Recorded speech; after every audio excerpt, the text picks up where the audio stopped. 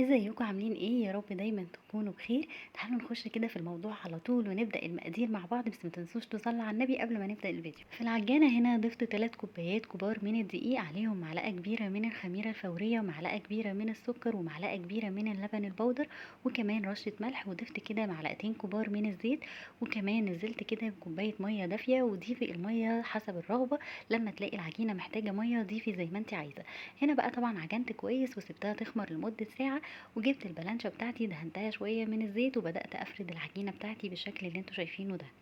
بعد ما فردتها زي ما انتوا شايفين دهنتها شوية من الصلصة او شوية من الكاتشب، وحطيت بقى شوية من حشو الجبن، وممكن تحشيها اي حشو متوفر عندك.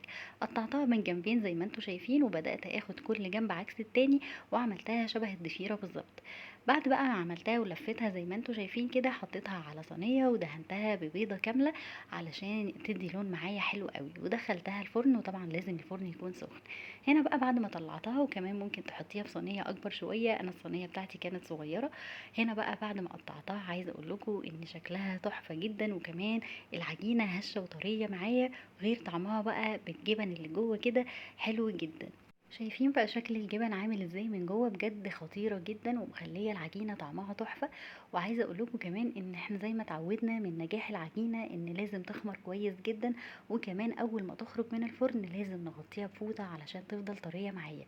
هنا بقى حبيت ان انا اوريها لكم كده وافتح لكم العجينه من جوه. بصوا بتفتح معايا بكل سهوله، مش لازقه في بعضها. بجد خطيره، جربوا الوصفه دي هتعجبكم جدا، وكمان سهله ومش مكلفه خالص.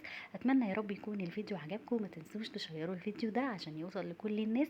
اشوفكم على خير في فيديو جديد.